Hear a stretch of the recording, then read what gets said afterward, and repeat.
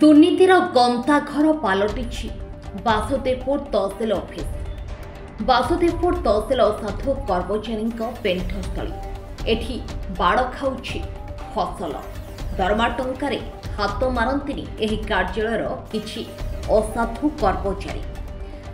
ନାମଜାରୀ ବେଆଇନ ଇଟାଭାଟି, ସରକାରୀ ଜମି ଜବରଦଖଲ ଓ ସରକାରୀ ଜାଗାରୁ ଚାଲିଛି ବେଆଇନ ମାଟି ଉଠାଣ।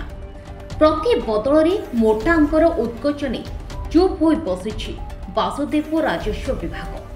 ଖାଲି ସ୍ଥଳଭାଗ ନୁହେଁ, ମୋଟା ଅଙ୍କର ଅର୍ଥ ଦେଇ ସମୁଦ୍ର ପଠାକୁ ବି ଛାଡ଼ି ନାହାନ୍ତି ଚିଙ୍ଗୁଡ଼ି ମାଫିଆ। ବେଆଇନ ଭାବେ ନିର୍ମିତ ହେଉଛି ଚିଙ୍ଗୁଡ଼ି ଘେରି।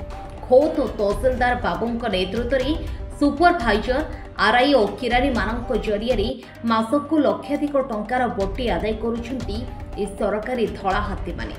ବାସୁଦେବପୁର ତହସିଲ କାର୍ଯ୍ୟାଳୟରେ ବିରାଡ଼ି ଆଖି ବୁଜି ପିଉଛି କ୍ଷୀର। ଅଭିଯୋଗ କଲେ ବି କାର୍ଯ୍ୟାନୁଷ୍ଠାନ ଶୂନ। ପୂର୍ବରୁ ବହୁବାର ଭିଜିଲାନ୍ସ ବିଭାଗ ଦ୍ୱାରା ଏହି କାର୍ଯ୍ୟାଳୟର କର୍ମଚାରୀ ଧରା ପଡ଼ିଥିବା ବେଳେ ସରକାରୀ ଜାଗାକୁ ବ୍ୟକ୍ତିଗତ ନାଁରେ କରି ନିଲମ୍ବିତ ହୋଇଥିଲେ କିଛି କର୍ମଚାରୀ। ଆଉ ଏହି ସବୁ ବେଆଇନ କାମର କାରପୁତାର ଅନ୍ୟ କେହି ନୁହନ୍ତି, ବରଂ ଖୋଦ ତହସିଲଦାର ବାବୁ। ଏକଥା କି ଆମେ ଆମ ମନକୁ କହୁନାହୁଁ, କ'ଣ କହୁଛନ୍ତି ବାସୁଦେବପୁର ତହସିଲ କାର୍ଯ୍ୟାଳୟର ଜଣେ କର୍ମଚାରୀ, ତାହା ଏହି ଭାଇରାଲ ଭିଡିଓ ମାଧ୍ୟମରେ ଆପଣ ଟିକେ ଶୁଣି ନିଅନ୍ତୁ। ଏଇରେ ମୁଁ ଖାଲି ରେଷ୍ଟ ନେଉଛି, ଔଷଧ ଖାଉଛି। ଇଲେକ୍ସନ ଯୋଉ ଗଲା ସେ ବନ୍ଦ ଯାଇନାହିଁ କାମ। ସେ କୁଟୁକା ହେଇକି ଛିଡ଼ିକି ମାନେ କେରା ହେଇକି ରକ୍ତ ବାହାରିଛି ଜାଣିଛୁ। 5 ଦିନ ଖାଲି 7 ଦିନ ଖାଲି ମେଡିସିନ ଖାଇନି, ସେକା ଫକା ନେନି, ଇଞ୍ଜେକ୍ସନ ନେନି। ତାପରେ 8 ଦିନ ଯାଇ ଫିଟ୍ ହେଇନି। ଏଇ ଗୋଟେ ଗୋଟେ ଚାଲିନି, ବାଡ଼ି ଧରିକି ଚାଲୁଛି ମାନେ ଗୋଡ଼କୁ ହାତକୁ ଢେରା ଦେଇକି ଚାଲିଛି। ଏତେ କଷ୍ଟ ହେଇଛି। ପଇସା ସବୁ ହଉଛି। କିଏ ନ ଖାଏ? ହଲଦାର ଖାଆନ୍ତି, ଏଡିସନ ଖାଆନ୍ତି, କିଏ କରେ? ବଡ଼ ବି ଖାଆନ୍ତି, କିଏ କୋଇଲା, କିଏ ଆର୍ଆଇ ଖାଆନ୍ତି, ଡିଲିଂ ଏକ୍ସଟେଣ୍ଟ ଖାଆନ୍ତି, କିଏ କୋଇଲା ଖାଆନ୍ତି। ସେ ଜଣା ପଡ଼ନ୍ତିନି ଜାଣିଛ। ଚୁପଚାପ ଭିତରିଆ କାରବାର ଆଉ ସେ ଦେଖିକି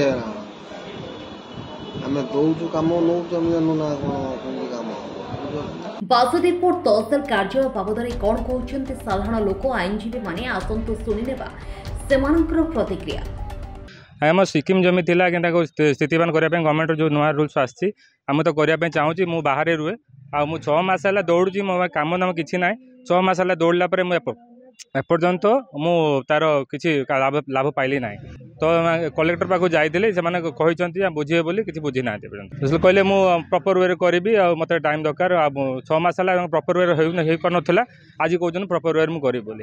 ବାସୁଦେବପୁର ତହସିଲଦାର ସୌଭାଗ୍ୟ ରଞ୍ଜନ ପଣ୍ଡାଙ୍କ ବିରୁଦ୍ଧରେ ଯେଉଁ ଭିଡ଼ିଓଟି ଭାଇରାଲ ହେଉଛି, ସେ ବାସ୍ତବ କଥା, ସତ କଥାଟା ଭାଇରାଲ ହେଉଛି। କାହିଁକିନା ଯେତେବେଳେ ଏ ଅଫିସରଙ୍କ ବିରୁଦ୍ଧରେ ଜିଲ୍ଲାପାଳଙ୍କ ଅଭିଯୋଗ ପ୍ରକୋଷ୍ଠ ହେଉ କି ସରକାରଙ୍କ ନିକଟରେ ସାଧାରଣ ଲୋକମାନେ ଗୁହାରି କରୁଛନ୍ତି ଯେ ଦୁର୍ନୀତିଗ୍ରସ୍ତ ଅଫିସର ବାରମ୍ବାର କେମିତି ସାଧାରଣ ଲୋକଙ୍କୁ କାର୍ଯ୍ୟାଳୟରୁ ଦୌଡ଼ାନ୍ତି, ବିନା ଅର୍ଥ, ବିନା ଉତ୍କୋଚ, ବିନା କାମ ହେଇପାରିବ ନାହିଁ ବୋଲି ସେ ସ୍ପଷ୍ଟ ଭାବରେ କିରାଣୀଙ୍କ ମାଧ୍ୟମରେ କହିଛନ୍ତି। ତହସିଲ ଅଫିସରେ ତ ଚୋରି ଚାଲିଛି।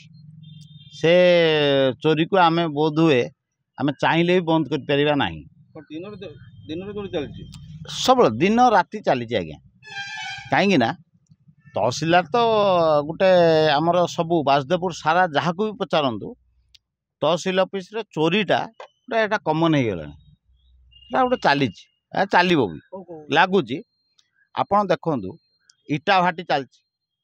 ଇଟା ଭାଟିରେ ମାନେ ସବୁଆଡ଼େ ଯେଉଁଠି ବି ଚାଲିଛି, ଆମର ଭେଡ଼ା ଏରିଆରେ ଆପଣ ଦେଖିବେ ଇଟା ଭାଟି ଯେଉଁଠି ହେଇଛି ବେଆଇନ ଇଟା ଭାଟି, ସେ ସବୁଆଡ଼େ ଇଟା ଭାଟି ଚାଲିଛି। ବେଆଇନ ଇଟା ଭାଟି, ମାଟି ଖୋଳୁଛନ୍ତି, ଯେଉଁଠି ଚାହିଁଲେ ସେଇଠି ମାଟି ଖୋଳିଲେ ଇଟା ଭାଟି ଆରମ୍ଭ କରିଦେଲେ। ଯଦି ଏ ଘଟଣା ସତ୍ୟ ହୋଇଥାଏ ତାହେଲେ ନିଶ୍ଚିନ୍ତ ଭାବେ ଏହା ଏକ ଗର୍ହିତ କାର୍ଯ୍ୟ। ଆଉ ସରକାରୀ ଅଫିସ ଜନସାଧାରଣଙ୍କୁ ସେବା ଦେବା ପାଇଁ ହେଇଛି। ଆଉ ବର୍ତ୍ତମାନ ରାଜ୍ୟରେ ଜଣେ ଜନପ୍ରିୟ ମୁଖ୍ୟମନ୍ତ୍ରୀ ଦାୟିତ୍ୱ ନେଲା ପରେ ସରକାରୀ ଅଫିସରେ ଏ ପ୍ରକାର ଦୁର୍ନୀତି ଆଦୌ ଗ୍ରହଣଯୋଗ୍ୟ ନୁହେଁ। ଯଦି କେହି ସରକାରୀ ଅଧିକାରୀ ଏ ପ୍ରକାର କାର୍ଯ୍ୟ କରୁଥାନ୍ତି ତାହେଲେ ମୁଁ ଜିଲ୍ଲାପାଳ ଭଦ୍ରକ ଏବଂ ରାଜ୍ୟର ମୁଖ୍ୟ ଶାସନ ସଚିବ ଏବଂ ପଦାଧିକାରୀମାନଙ୍କୁ ଅନୁରୋଧ କରିବି, ଯଦି ଏ ପ୍ରକାର କାର୍ଯ୍ୟ ହେଉଥାଏ ବାସୁଦେବପୁର ତହସିଲ ଭିତରେ, ताहले निश्चित जो मैंने एथिपाई दायी से विरुद्ध दृढ़ कार्यानुष्ठान नवा दरकार। अपरपटे घटना को नहीं तहसिलदार सहित जोगाजोग कर प्रतिक्रिया नेबाई चाहिए किंतु तहसिलदार महोदय सीधासख क्यामेरा आगे किसी कही नथिले बरं टेलीफोन माध्यम कही कर्मचारी जनक पागल बोली। आपण मैंने कहीं घटना को एत गुरुत्व देउछंती एवं प्रश्न उठुछि जदि तहसिलदार कथा सत होता ताहले यह आहुरी सांघातिक जड़े पागल किपरि तहसिल रे एक गुरुत्वपूर्ण भाग किरानी भाव कार्य करुछंती ना दुर्नीति को लुचाइबा निजर अधस्थान कर्मचारी को पागल सजाउछंती तहसिलदार सौभाग्य रंजन पंडा। टिके नजर पकाନ୍ତୁ। भद्रक जिला स्वतंत्र प्रतिनिधि मिथुन दास का रिपोर्ट एथर संभाल लाइव।